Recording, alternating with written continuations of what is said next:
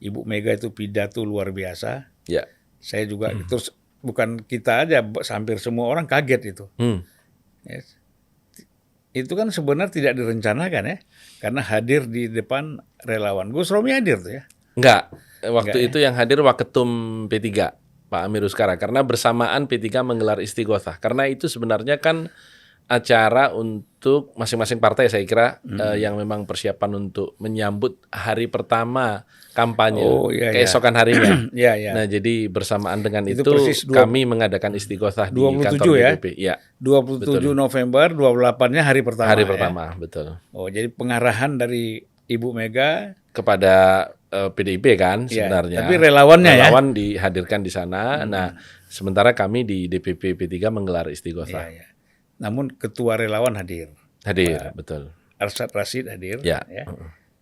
Ya, jadi itu kan statementnya luar biasa. Ya. Bahwa langsung Ibu Mega mengatakan bahwa ini kondisi sudah seperti kondisi Orde Baru. Ya. Ya. Nah, kita jangan sampai lagi mengulangi apa yang sudah pernah kita alami pada masa lalu kan gitu. Artinya kan ini pada pemerintah ya. Ya. Gitu. Nah, ini Gus Romi melihatnya seperti apa nih pidato Ibu Mega ini? Sebenarnya yang disampaikan Bu Mega itu menegaskan decoupling. Jadi posisi di mana PDIP sudah mendecoupling dirinya sebagai bagian dari pemerintahan. Ya. Karena artinya berusaha memisahkan diri untuk membuat masyarakat melihat secara clear bahwa pemerintah yang hari ini di dalam proses pemenangan pemilu ini menjadi wasit seharusnya netral tetapi menjadi tidak netral. Itu bukan polisinya PDI Perjuangan loh, meskipun yang ngusung presiden hari ini adalah PDI Perjuangan dan menteri-menteri PDI Perjuangan juga masih ada di dalam begitu. Ya. Yang kedua, saya melihat ini sebagai bentuk puncak keresahan Ibu Mega terhadap perilaku kekuasaan yang hari ini semakin partisan. Dan bukan hanya sekedar partisan, tetapi juga semakin mempertontonkan kemunafikan. Apa yang diucap berbeda dengan apa yang dilakukan. Jadi yang disampaikan netral, nggak akan ada upaya untuk mengerahkan state aparatus. Kenyataannya di lapangan media Tempo beberapa hari yang lalu juga sudah mengungkapkan bagaimana para pejabat kepala daerah yang jumlahnya sudah 197 ini dan akan terus bertambah menjelang pemilu besok itu mendapat dalam tanda petik arahan. Belum kepala-kepala daerah incumbent. Kemarin Bang Zulfan saya mendapat laporan dari salah satu daerah di Jawa Timur. Yang satu kepala daerah ini dari PDI Perjuangan, yang satu memiliki latar belakang birokrasi, yang semula tentu karena PDI Perjuangan mengusung Ganjar Mahfud, ya tentu dia memenangkan Ganjar Mahfud. Tetapi karena sesuatu dan lain hal itu pada umumnya adalah persoalan hukum. Dia diingatkan oleh aparat penegak hukum untuk tidak memenangkan Ganjar dan Mahfud. Akhirnya kemudian yang semula sudah all out balik kanan, menjadi diam. Dan saya juga mendapat laporan dari caleg P3 yang sudah pasang billboard di daerah yang sama 2 bulan dengan gambar Ganjar Mahfud dan lambang P3. Bulan ketiga pemilik baliho mengatakan atau pemilik billboard mengatakan ini tidak bisa dilanjutkan. Kenapa? Ya pokoknya nggak bisa dilanjutkan. Ternyata keesokan harinya berubah menjadi Prabowo Gibran. Jadi hal-hal seperti ini terjadi dan ini yang kita khawatirkan bukan akan mengendur, justru akan mengencang. Kita tahu persis di daerah-daerah remote yang akan melakukan pengawalan kotak suara itu Babin Kamtipmas dan Babinsa. Cuman 2 saja. Aparat terjauh kepolisian dan aparat terjauh TNI. Dan hari ini semua aparatus TNI Polri adalah all the president's men. Pak Listio Sigit adalah Kapolres pada saat Pak Jokowi menjadi wali kota Solo.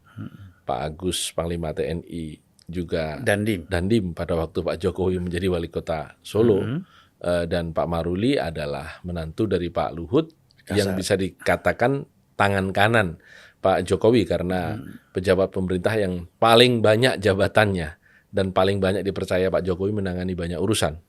Ya, tapi kalau Pak Maruli ya, ketika dia 2 hari setelah dilantik, kemudian dia keluarkan statement bahwa TNI akan netral, kan dia bilang begitu, tidak ikut campur soal politik ini. Saya telepon, sejauh mana seriusnya bahwa TNI itu akan netral? Ya, jawaban dia, ya kita ikut konstitusi aja. Selama konstitusional ya kita netral. Kalau tidak konstitusional ya pasti kita masuk, dia bilang begitu.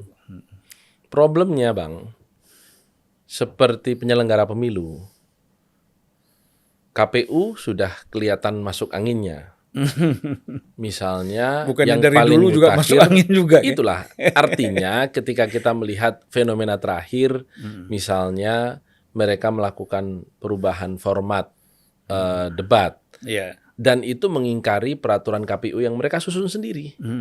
Itu kan sebenarnya sudah menunjukkan nuansa partisanship-nya. Karena kita tahu persis bahwa Mas Gibran oleh banyak orang diragukan kemampuannya untuk berdebat. Karena memang kita tahu persis pengalaman 2 tahun memimpin kota Solo yang hanya 5 kecamatan sangatlah tidak memadai untuk memimpin republik yang terdiri dari hampir 7.000 kecamatan ini. Kuat dugaan memang kemudian perubahan KPU itu karena ada nuansa kepentingan paslon nomor 2. Kemudian kita lihat misalnya kemarin di Car Free Day, Mas Gibran juga ikut melakukan Car Free Day, kemudian bagi-bagi susu, terus kemudian menyatakan bahwa ini bukan kampanye karena tidak ada ajakan. Dan Bawaslu misalnya di salah satu acara yang diadakan, semula mau diadakan di lembaga pendidikan, kemudian digeser ke pemakaman ketika hari pertama kampanye tanggal 28 November lalu, dan juga sudah diberitakan di media banyak, itu juga pembagian makanan gratis, tapi kemudian ada spanduk yang gambarnya adalah bentuk artificial intelligence dari Prabowo dan Gibran, dan oleh Bawaslu diawasi tidak ditemukan unsur ajakan. Jadi terlalu banyak hal-hal unsur ajakan itu seperti apa? Terlalu banyak permakluman yang hari ini dilakukan oleh aparat penyelenggara pemilu itu sendiri, yang kemudian menjadikan kita semakin ragu bahwa pemilu ini akan berjalan netral. Sebenarnya keraguan ini bukan merupakan hal yang selalu diserang oleh paslon lain, terutama paslon nomor 2. Para pendukungnya mengatakan itu kan baperannya paslon nomor 3. Bukan. Keraguan kita ini karena Pilpres ini diawali dengan pelanggaran etika berat, kalau istilah MKMK, terhadap proses pelolosan Gibran. Kita bukan menolak anak muda, karena Mas Gibran itu bukan wakil anak muda, tapi itu adalah wakil presiden yang merupakan anak presiden berkuasa begitu. Jadi itu yang membuat akhirnya terjadi public distrust, ketidakpercayaan publik terhadap proses netralnya aparatus negara. Dan fenomena-fenomena yang muncul di lapangan, kan sepandai-pandai orang menutup bangkai akan bau juga. Kenyataannya adalah sepandai-pandai pernyataan netral, tidak akan berpihak, ya. Kemudian aparat penegak hukum mengatakan bahwa kami akan profesional. Tetapi kan pemindahan baliho terjadi di mana-mana.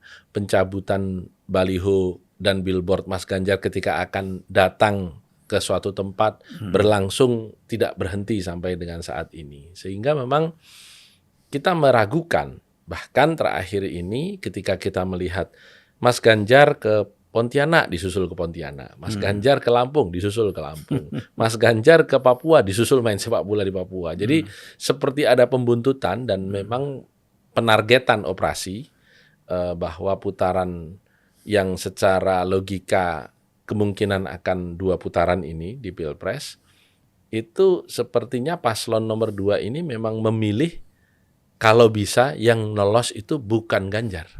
Tapi Anies. Dan itu yang hari ini dikonstruksikan oleh hampir semua lembaga survei yang dibayar pihak paslon nomor 2 begitu.